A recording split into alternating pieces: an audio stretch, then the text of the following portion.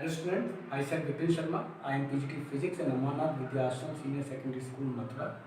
Before starting this online physics class for class 11th students, I would like to give special thanks to our principal sir to continue studies in that critical condition of COVID-19. Before starting this class, what we studied in the previous class, just like scientific method to study nature, what are the steps to include in the scientific method?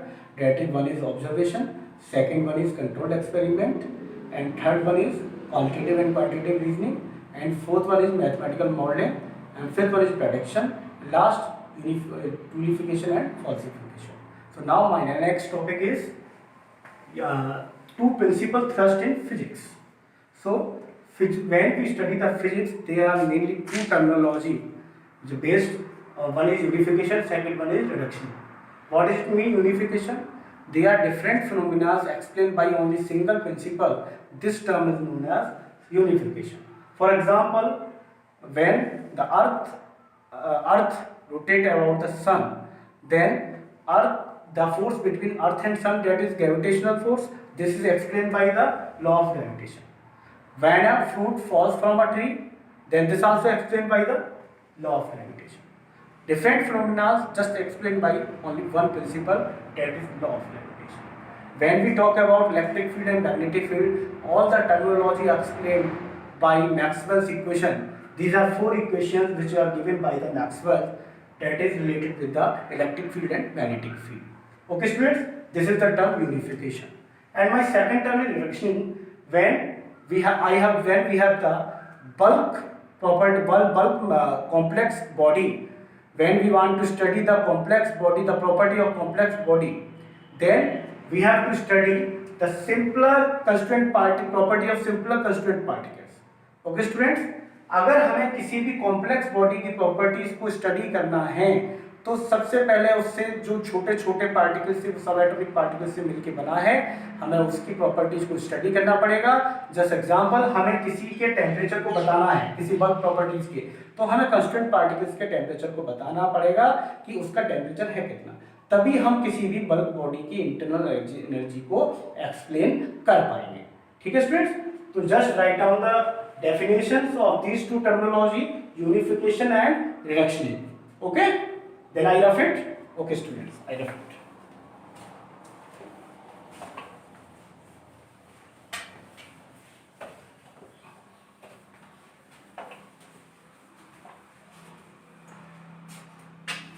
My next topic is the scope of physics. Scope of physics. Scope of physics, it covers a very vast, tremendous range of physical quantities like mass, length and time. Just example students, कि physics जो है एक छोटे से nucleus की भी study कर सकता है और बड़ा सा ब्रह्मांड की भी स्टडी कर सकता है. छोटी से छोटे, सबसे छोटा क्या होगा कि हमारे पास न्यूक्लियस है, उससे छोटी कोई चीज हमारे पास हो नहीं सकती, और ब्रह्मांड से बड़ा कुछ हो नहीं सकता. तो छोटे से छोटी स्टडी को भी कर सकता है और इतनी बड़ी रेंज को भी स्टडी कर सकता है. तो हमने अपने स्कोप ऑफ फिजिक्स जो है उसको दो पार्ट में फिजिक्स को डिवाइड कर दिया है. One is called classical physics, one is called classical physics and one is modern physics.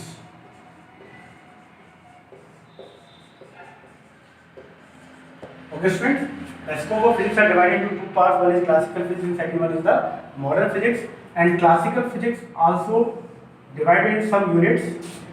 One is optics, another one is electrodynamics,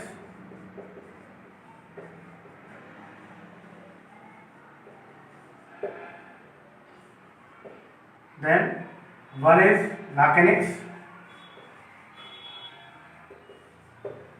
and last one is dynamics.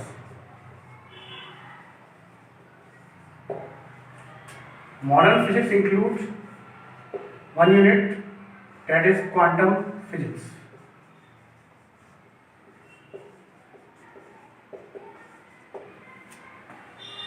These two units we study in 12th class. these 12 we study in 11th class. कोई भी चीज अगर motion में होगी तो it means वो आपके पास mechanics में स्टडी की जाए. That is not called dynamics, that is called thermodynamics.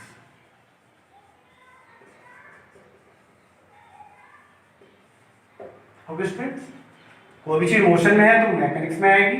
अगर हम हीट इंजन की स्टडी करेंगे तो वो किस में आएगा? थर्मोडायनामिक्स में आएगा. Okay, when we study macroscopic phenomena, then this include in macroscopic phenomena include in classical physics and microscopic phenomena include in modern physics. Okay students, then we can say that microscopic phenomena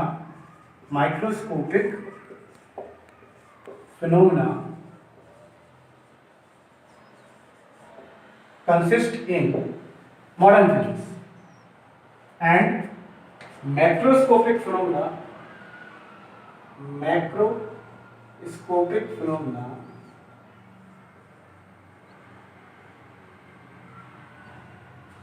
consist in classical physics. Okay students, just write down it. Okay, I will write.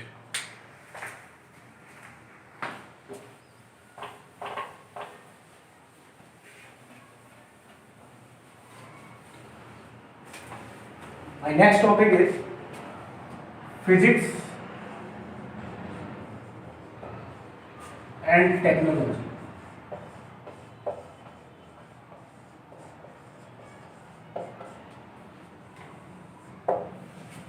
Students, physics and technology are strongly intertwined. Then just example, that is physics gives rise to technology. How? For example, silicon chips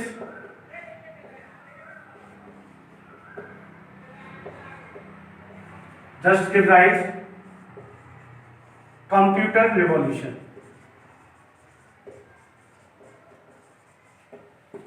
computer किससे बनते हैं? किन chip से बनते हैं? Silicon chip से बनते हैं. तो सिलिकॉन चिप्स किस में स्टडी होती है? फिजिक्स में. और जस्ट वो नई टेक्नोलॉजी आपको प्रोवाइड कर देता है कंप्यूटर रिवॉल्यूशन. ठीक है students. Then technology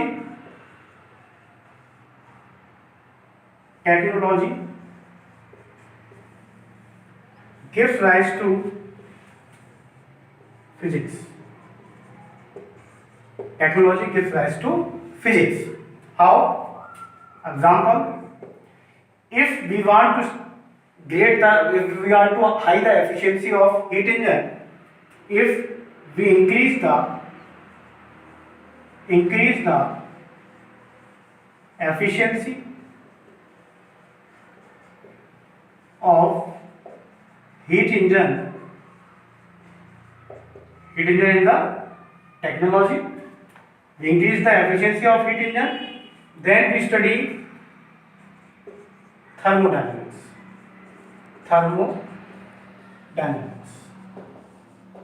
Okay, so we can say that physics and technology are interbonded very closely to each other. Okay, then my next topic is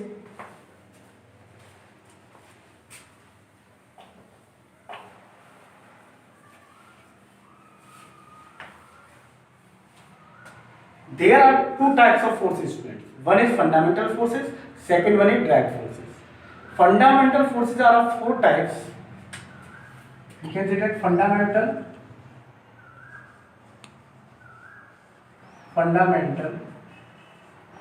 forces in nature. There are four types. One is gravitational force. Second one is electromagnetic force. Okay. Third force is strong nuclear force, and last fundamental force is weak nuclear force. There are four types of fundamental forces. First, nature of gravitational force. First, gravitational force due to masses, and the nature is always attractive, and the range of this force is infinity. This is very weakest force. Okay, students. Electromagnetic force due to charges. Second one is nature is attractive and repulsive both, and the range is also infinity, greater than gravitational force.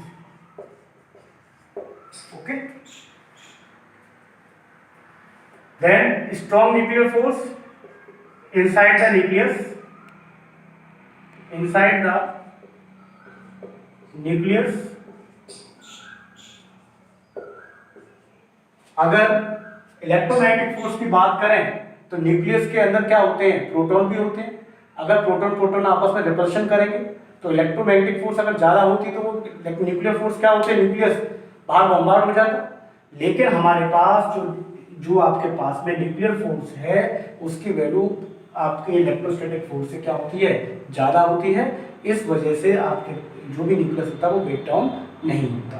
तो हमारे पास inside the nucleus strong nuclear force होता है. Then nature is always attractive. Range, the size of nucleus is 10⁻⁻15 meter. Okay, students. And the last force is weak nuclear force. Weak nuclear force when we convert neutron into proton. When we convert the neutron into proton, then two particles are emitted. One is electron and second one is one anti-neutrino. Anti-neutrino. These two particles are emitted. ये हो क्यों पाता है? ये weak nuclear force की वजह से ही neutron proton में कन्वर्ट हो पाता है. अगर ये वीक न्यूक्लियर फोर्स नहीं होता तो न्यूट्रॉन प्रोटॉन में कन्वर्ट नहीं होता. इसकी रेंज क्या है, 10⁻⁻16 मीटर. ठीक है. अगर हम बात करें इसको हम 1 माने तो ये इससे 10⁻37 टाइम्स होता है. किससे, ग्रेविटेशनल फोर्स से. ये इससे भी ज्यादा होता है, 10⁻39 times gravitational force.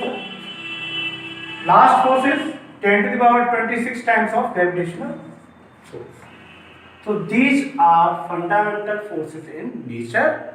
So my last topic we covered, that is conservation laws in nature.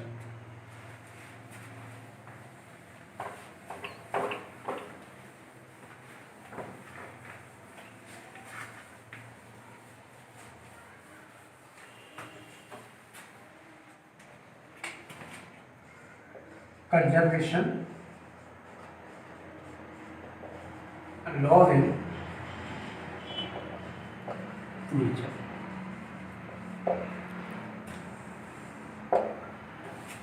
So students, कुछ क्वांटिटी ऐसी होती है जो टाइम के हिसाब से चेंज नहीं करती और कुछ क्वांटिटी ऐसी होती है कि टाइम के साथ चेंज कर जाती है. तो कंजर्वेशन लॉज इन नेचर उन्हीं क्वांटिटीज को एक्सप्लेन करता है जो टाइम के साथ चेंज ना करें.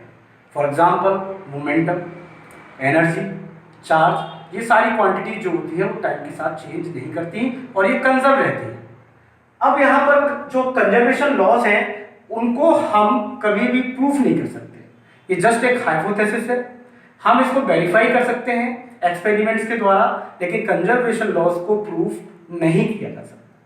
ठीक है स्टूडेंट्स, ये 2-3 पॉइंट्स थे ये कंजर्वेशन लॉज इन नेचर में. तो ये चैप्टर आपका एंड हुआ physical world. So we start our next chapter from the next lecture. So thank you.